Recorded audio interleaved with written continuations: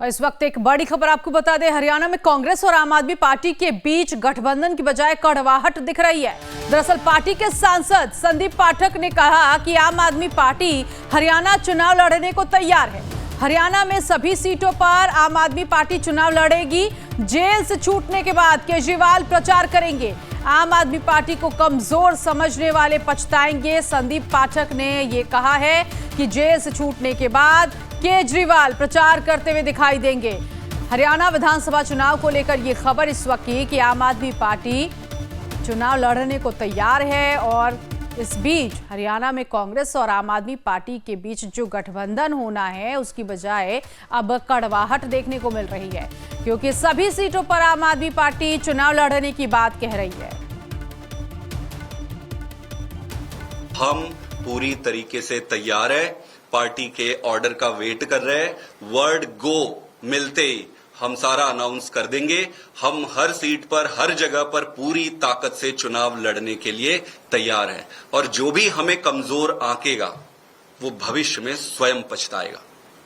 हम पूरी तरीके से तैयार है, पार्टी के ऑर्डर का वेट कर रहे हैं। वर्ड गो मिलते ही हम सारा अनाउंस कर देंगे। हम हर सीट पर, हर जगह पर पूरी ताकत से चुनाव लड़ने के लिए तैयार हैं और जो भी हमें कमजोर आंकेगा वो भविष्य में स्वयं पछताएगा। तो राज्यसभा सांसद संदीप पाठक को आपने सुना। इससे पहले कांग्रेस और आम आदमी पार्टी में सीट को लेकर गठबंधन होने की बात कही जा रही थी। आम आदमी पार्टी 10 सीटें मांग रही थी तो कांग्रेस 7 सीटों पर कह रही थी कि इस गठबंधन को आगे बढ़ाया जाए। लेकिन अब संदीप पाठक ने कह दिया कि सभी सीटों पर चुनाव जो है आम आदमी पार्टी लड़ेगी। उधर विनेश फोगाट और बजरंग पुनिया के कांग्रेस में शामिल होने के बाद एक बार फिर से पूर्व बीजेपी सांसद बृजभूषण सिंह ने निशाना साधा है। बृजभूषण सिंह ने कहा है कि कांग्रेस और राहुल गांधी की टीम ने साजिश की है। विनेश और बजरंग को मोहरा बनाकर कांग्रेस ने गंदा खेल खेला है। विचारधारा पर हमला, क्योंकि मैं पार्टी में 89 से जुड़ा हूं, राम जन्मभूमि आंदोलन से भी जुड़ा हूं। राम जन्मभूमि आंदोलन में 2 बार जेल जा चुका हूं और हमारे बहाने ये बीजेपी पर हमला था या मोदी जी पर हमला था या विचारधारा पर हमला था। और ये जो राहुल की टीम है, ये कांग्रेस की टीम है, जो ये हमेशा ये काम करती रहती है। ये तो ये चेहरे थे, मोहरे थे, ये मोहरे थे जो भूपेंद्र हुड्डा के द्वारा और कांग्रेस के द्वारा या कांग्रेस फैमिली के द्वारा ये मोहरे के तौर पर प्रयोग किए गए थे। उनके साथ क्या हुआ, जिस दिन की घटना वो बता रही थी उस दिन मैं लखनऊ में था, तो कैसे हो गया ये तो समय आने पर पता चलेगा।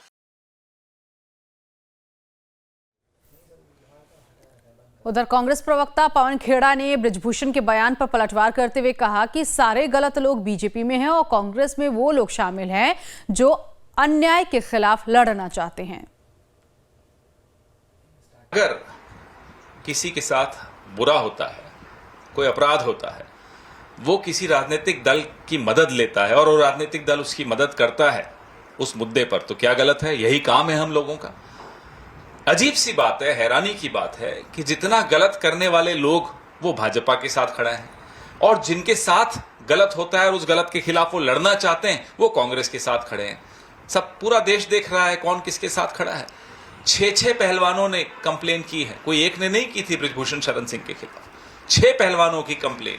दिल्ली पुलिस ने जो सेक्शंस लगाए हैं वो सब आपके सामने हैं। उसके बाद इन्हें लगता है कांग्रेस पार्टी चुपचाप घर बैठ जाएगी, तो ये गलतफहमी में है, हम घर नहीं बैठेंगे, हम लड़ेंगे।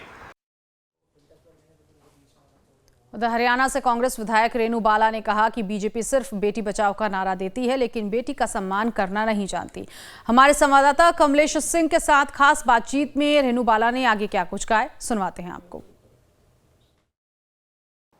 मेरे साथ हैं कांग्रेस की विधायक रेणु बाला जी। रेणु बाला जी, सबसे पहले तो बहुत बहुत शुक्रिया आपको कि आपको टिकट मिला। और मेरा सवाल ये है कि कल विनेश फोगाट, एक महिला है, कांग्रेस में शामिल हुई, उन्होंने कहा कि बीजेपी ने उनका सम्मान नहीं किया इसलिए वो कांग्रेस जा रही हैं। जी देखिए, जो हमारी जो महिला खिलाड़ी हैं विनेश फोगाट जी और कांग्रेस में शामिल हुई हैं, उनका मैं अपनी ओर से भी स्वागत करती हूं पार्टी में शामिल होने के लिए। और आप देखिए, जब भाजपा सरकार ने नारा दिया कि बेटी बचाओ बेटी पढ़ाओ, और जो हमारे खिलाड़ी हैं, पहलवान हैं, उनके मान सम्मान के लिए भी बात रखी। लेकिन बेटी बचाओ बेटी पढ़ाओ का नारा जो है वो सिर्फ कागजों तक सीमित रह चुका है। आज हमारी बेटियां आए दिन सड़कों पे धक्के खा रही हैं। पहलवानों की बात करें, कितना धरना प्रदर्शन रखा, उन्हीं के ऊपर लाठियां और डंडे बरसाए गए, घसीटा गया सड़कों पे।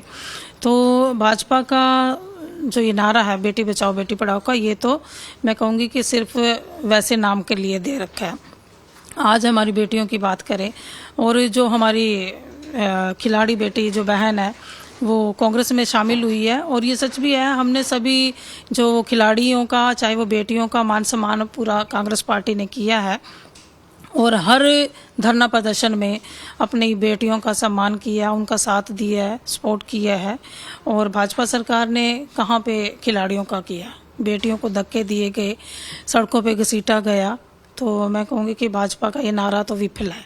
लेकिन ब्रजभूषण सिंह आज सुबह सुबह कह रहे थे कि जो हम कहते थे कि विनेश फोगाट, बजरंग पूनिया के पीछे कांग्रेस पार्टी का हाथ है, आज वो सच साबित हुआ। तो क्या आप ये मानेंगे कि जो ब्रजभूषण सिंह के खिलाफ जो पॉलिटिकल षड्यंत्र रचा गया, ये वो कह रहे हैं? नहीं, देखिए, हमारा अभी भी जो हमारी दूसरी बेटी भी बहन थी साक्षी जी, वो भी अपना इंटरव्यू दे रही थी, तो वो यही बात कह रहे हैं कि हमारी लड़ाई उनके साथ है। जो उन्होंने, जो महिला कोच थी या खिलाड़ी थी, उनके साथ जो भी बर्ताव किया गया उसके खिलाफ है। लेकिन मैं बात करूं, अगर हमारा कांग्रेस पार्टी की बात करूं, महिलाओं के मान सम्मान के लिए खड़ी है, और उन्होंने वहां पर पार्टी ज्वाइन की है, उनका भी मान सम्मान किया है, और चाहे वो खिलाड़ी हो चाहे वो महिलाएं हो, सबका साथ देने के लिए तैयार है कांग्रेस पार्टी। तो इसमें कोई ऐसी बात है नहीं जो वो कह रहे हैं कि हाँ कांग्रेस पार्टी की तरफ से ऐसे काम किए गए थे, लेकिन वो नहीं है। वो तो अपनी लड़ाई लड़ रही थी, कांग्रेस पार्टी ने तो उनकी लड़ाई में उनका हौसला बढ़ाया और उनका साथ दिया। कैमरामैन कपिल सोलंकी के साथ कमलेश सिंह, लाइव टाइम्स, दिल्ली।